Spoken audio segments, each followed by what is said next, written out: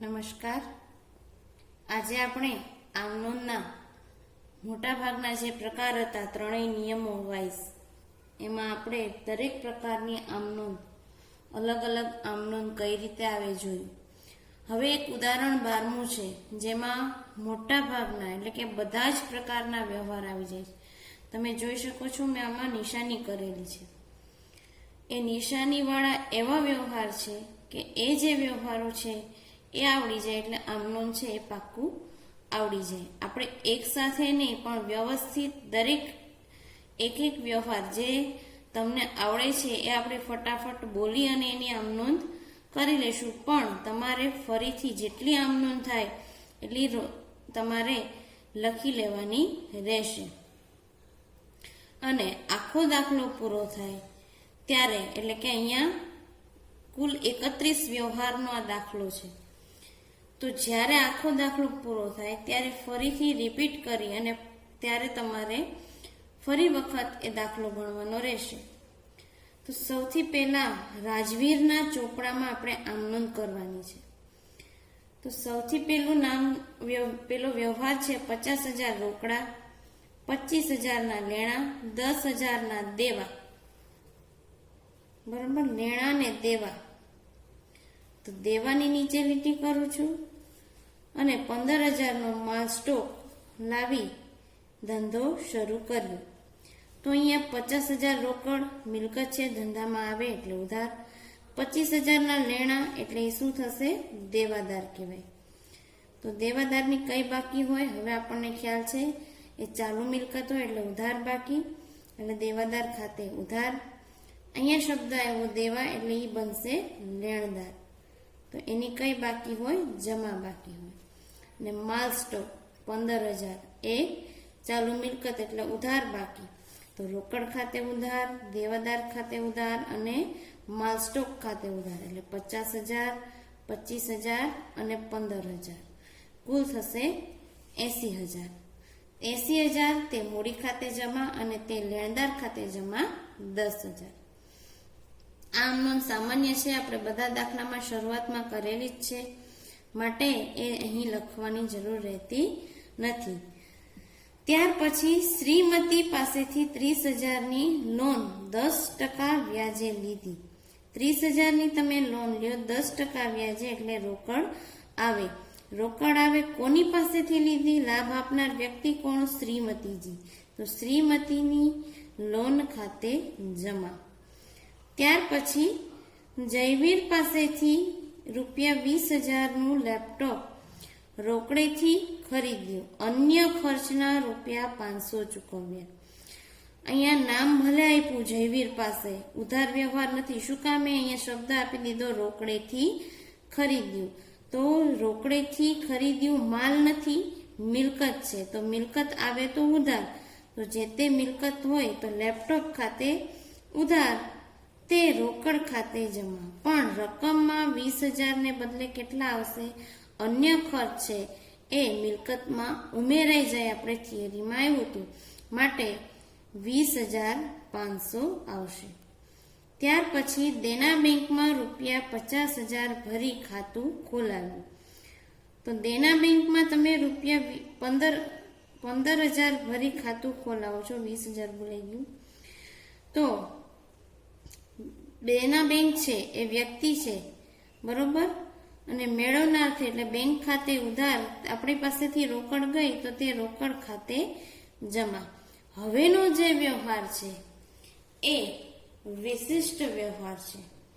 Royal stores પાસેથી ₹30,000નો માલ 10% વેપારી વટાવે શાક પર ખરીદ્યો. અહીંયા ચોખ્ખું કહી દીધું ઉધાર વ્યવહાર છે.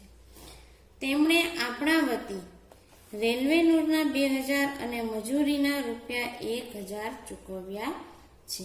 તો એની હવે આપણે જોઈએ ગણતરી. તો અહીંયા બે ખર્ચના નામ આપેલા છે, ખરીદ રેલવે નોટ અને મજૂરી. સૌથી પહેલા તો એને રોયલ સ્ટોર્સ પાસેથી માલ શાક પર ખરીદ્યો એટલે ઉધાર વ્યવહાર છે. માલની ખરીદી છે એટલા માટે આમ નોંધ થશે ખરીદ ખાતે ઉધાર. બે ખર્ચ આપેલા છે, રેલવે નૂર અને મજૂરી. એ બે ખર્ચ છે એટલે એમના ખાતે પણ ઉધાર. રેલવે નૂર ખાતે ઉધાર, મજૂરી ખાતે ઉધાર. કેટલા લખશું? ખરીદ ખાતે જો 30,000 નો માલ છે, 10% વેપારી વટાવ એટલે 30,000 માઇનસ 10% એટલે 3,000 બાદ કરો. વેપારી વટાવની નોંધ આપણે કરતા નથી, ફક્ત નોંધ આવશે 27,000 ની એટલે 27,000. રેલવે નૂર છે 2,000, મજૂરી છે 1,000 અને તે કોની પાસેથી ખરીદ્યો? શાકનો વ્યવહાર છે એટલે રોયલ સ્ટોર્સ પાસેથી ખરીદ્યો એટલે તે રોયલ સ્ટોર્સ ખાતે જમા. કેટલા થશે? 27, 28, 29 ને 30,000. બરોબર. આના પછીનો વ્યવહાર છે એ પણ વિશિષ્ટ વ્યવહાર છે, તો જોઈએ આપણે એની રકમ.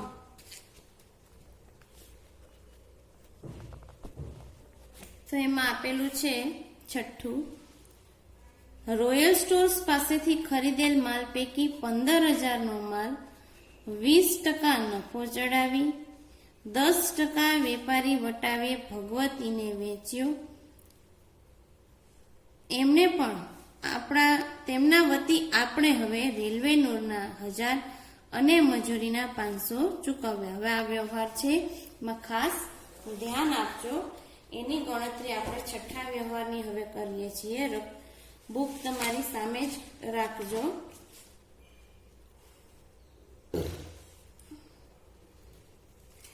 તો સૌથી પહેલા રોયલ સ્ટોર્સ પાસેથી આપણે અડધી કિંમતે, તો 30,000 નું હતું ને, એની અડધી કિંમત એટલે 50% કિંમત એટલે થશે 15,000. તો આપણે 15,000 ઉપર ગણતરી કરવાની રહેશે. 15,000 નો માલ કેટલા ટકા નફો ચડાવીને વેચ્યો? તો કે 20% નફો ચડાવીને વેચ્યો. તો હવે આપણે ત્રિરાશિ મૂકીએ કે ભાઈ મૂળ કિંમત 100 હોય, 15 નહીં પણ 100 હોય ત્યારે નફો 20%, તો 15,000 હોય ત્યારે કેટલો? અહીંયા આપણે ધારવાનું છે. ધારો કે મૂળ કિંમત 100 હોય તો નફો 20, 15,000 હોય તો કેટલું? તો એની ગણતરી થશે 15,000 ગુણ્યા 20 ભાગ્યા 100, જેમાં ₹3,000 નફો આવશે. એ નફો ચડાવીને વેચ્યું છે, તો હવે આની વેચાણ કિંમત કેટલી થાય?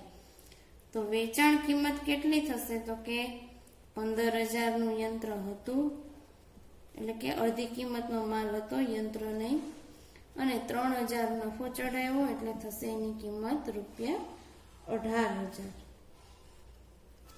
18,000 માં પાછું એને રકમ સામે જ રાખજો. વેપારી વટાવ બાદ તો ₹18,000 માઇનસ વેપારી વટાવ એટલે આના 10% એટલે થશે 1,800. વેપારી વટાવ બાદ કરતા ચોખ્ખી રકમ એટલે કે વેચાણ કિંમત આપણને મળશે 16,200. આ શું થઈ? વેચાણ કિંમત. બરોબર. હવે 16,200 વેચાણ કિંમત થઈ. અહીંયા આપણે 50% માલ જે ખરીદ્યો તો એને હવે કુલ માલ ખરીદ્યો તો એમાંથી 50% માલ છે એ આપણે વેચી નાખેલ છે. તો હવે એની આમ નોંધ શું થશે? પહેલા તો કોને વેચ્યો એ જુઓ. તો કે ભગવતી સ્ટોર્સને વેચ્યું. ભગવતી સ્ટોર્સને વેચ્યો માટે એની આમ નોંધ થશે ભગવતી સ્ટોર્સ મેળવનાર છે એટલે ભગવતી સ્ટોર્સ ખાતે ઉધાર. તે વેચાણ ખાતે અને તે રોકડ ખાતે. અહીંયા રોકડ ખાતે શું કામ લખ્યું એ સમજાવું છું. પેલા ભગવતી સ્ટોર્સ ખાતે આપણે કેટલા આવશે તો કે 16,200 આપણો જે માલ વેચો એ પછી આપણે એમના વતી રેલવે નૂર અને મજૂરી ચૂકવી દઈએ છીએ. રેલવે નૂર છે 1,000 રૂપિયા અને મજૂરી છે 1,500, એટલે 1,500 રૂપિયા શું કરી દેશું આમાં એડ કરી દેશું, એટલે એ રકમ આવશે 17,700. આપણે સાથે વેચાણ કેટલાનું થાય છે તો કે 16,200 નું. રોકડ ખાતે શું શું આવશે તો કે અહીંયા આવશે રેલવે નૂર અને મજૂરી જે આપણે તેમના વતી ચૂકવી એટલે આપણા માટે ખર્ચ થયો અને રોકડ સ્વરૂપે ગયા માટે અહીંયા આવશે 1,500. તો અહીંયા બે વિશિષ્ટ વ્યવહારો છે જે આપણને ગણતરીમાં ન આવડે અથવા તો વાર લાગે એ પાંચમો અને છઠ્ઠો વ્યવહાર આપણે અહીં જોયો. આગળ આપણે જોઈએ સાતમો વ્યવહાર. ₹50,000 નો માલ કૃતિ પાસેથી 10% વેપારી વટાવે અને 10% રોકડ વટાવે. પેલા તો કુલ માલ લખી લઈએ. રૂપિયા કુલ માલ કેટલાનો છે તો કે 50,000 નો માલ કોની પાસેથી ખરીદ્યો છે કૃતિ પાસેથી. કેટલો વટાવ તો કે બંને વટાવ 10% છે અને અડધા નાણાં આપણે ચેકથી ચૂકવ્યા છે. અડધા નાણાં ચેકથી ચૂકવ્યા.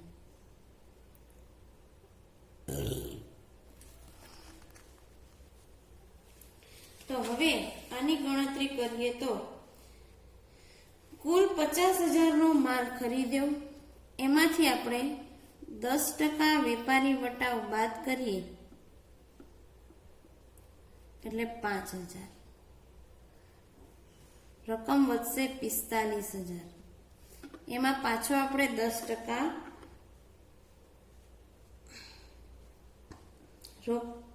પેલા તો આ ચોખ્ખી રકમ થઈ ગઈ.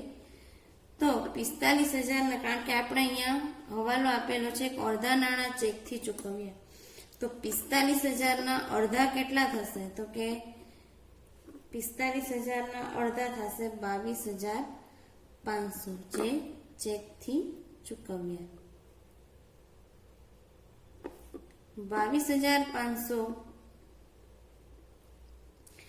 બાદ કરતા વધશે 22,500.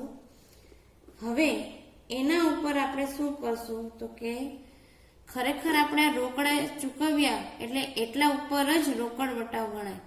અહીંયા ભૂલ શું થાય, મારાથી જ હમણાં ભૂલ થઈ જાય કે ભાઈ 45,000 આવ્યા, 10% રોકડ વટાવ આપણે આગળથી આ જ રીતે ગણતરી કરે, પણ અહીંયા ચોખ્ખું બોલે છે કે અડધા નાણાંને ચેકથી ચૂકવી દીધા. તો રોકડ વટાવ છે એ જેટલા ચેકથી ચૂકવ્યા એ પછીના જે રોકડા નાણાં હોય એની ઉપર જ લાગુ પડે. તો આમાં હવે 10% રોકડ વટાવ ગણીએ તો 22,500 ના થશે 2,250. એ બાદ કરી દઈએ એટલે જવાબ આવશે 20,250. આટલાનો શું આપ્યો હશે ચેક. બરોબર. તો હવે ઉદાહરણ વ્યવહાર 7 ની આપણે આમનોંધ કરીએ તો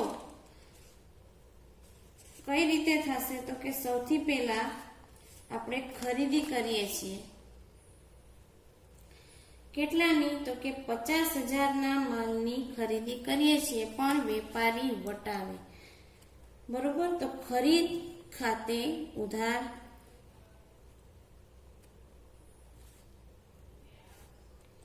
પછી તે કોની પાસેથી ખરીદ્યો તો કે કૃતિ પાસેથી. અડધો રકમ ચેકથી આપ્યો એટલે તે બેંક ખાતે. અને બીજું કે આપણને સામે વટાવ પણ મળ્યો છે, કારણ કે આપણે જ્યારે ખાસ યાદ રાખજો થિયરી વખતે મેં સમજાવ્યું હતું, ખરીદી કરીએ ત્યારે આપણને વટાવ મળે, વેચીએ ત્યારે વટાવ છે આપણે ખર્ચ થાય. હવે ખરીદ ખાતે ઉધાર રકમ કેટલી કરશું તો કે વેપારી વટાવ બાદ રકમ અહીંયા આવે એ ખાસ યાદ રાખવાનું. તો એ આવશે 45,000. કૃતિ પાસેથી કેટલો માલ? તો કે અડધો માલ આપણે રોકડેથી ખરીદ્યો એટલે 22,500 એના. બેંકમાં કેટલી રકમ આપી? તો કે 20,250 ચેકથી. શું કામે? કારણ કે એમાં રોકડ વટાવ આપણે ગણી લીધો 2,250. તો અહીંયા આ રીતે આપણે ગણતરી કરવાની થશે. તમે પણ રકમ લખવામાં ખાસ ધ્યાન રાખજો, ભૂલ ન થાય. આમનો વ્યવસ્થિત કરજો. આ ત્રણેય વ્યવહાર છે.